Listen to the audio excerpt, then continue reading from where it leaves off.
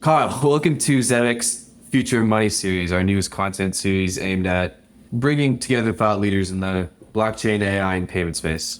Thank you for having me. Yeah, so for all of our listeners, tell us a little bit about yourself. Yeah, so I'm currently a corp dev, market expansion, real estate professional at JPMC. I work closely with some of our newer markets and just like expanding our footprint. Previously, I've also covered financial services and fintech at a hedge fund, and I have a passion for the payment space. Great. Let's get right into it then. So, as you've seen in the market recently, there's been a lot of talk around digital assets and blockchain and payments. How do you see the application of digital assets and blockchain affecting the payments industry? I think the payments industry has transformed a lot over the past couple of years, but I think there's still a long way to go. There are some issues that still persist today, such as slow transfer speeds, high fees, lack of global remittance products, settlement times, and more. I think blockchain can eliminate these issues by using digital assets, using stablecoins as a payments rail, which I know Zebec does, is a great way to eliminate some of these issues. And I think they can deliver payments at high speeds and lower costs while maintaining integrity and security. Yeah, that's a great point. And you mentioned that digital assets and blockchain have affected the payments industry. Do you see any other applications for blockchain technology or anything that you've seen in recent news or expect in the next coming years? Yeah, so I think there's actually a couple of different use cases. Some of the ones I've started to look into are things that relate to like cybersecurity, decentralized identities, and data ownership. I think that's some of like the next frontier that can really utilize this technology. More of a broader question then, how do you view the current market and industry dynamics? What do you think is like the 2 to 5 year outlook on the digital assets and blockchain industry?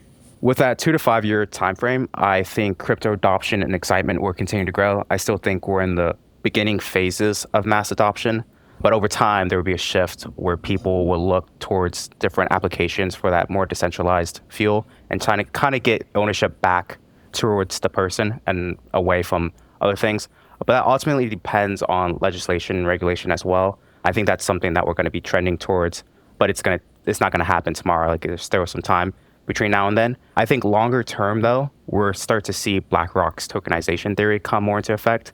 They recently released that they launched a new fund focused on real world assets, which can be an exciting entrance into the market. I'm glad you brought up the real world assets theory. So BlackRock's assumption, and I think many people in the digital asset industry also share this view, is that tokenization is going to be the next phase of adoption.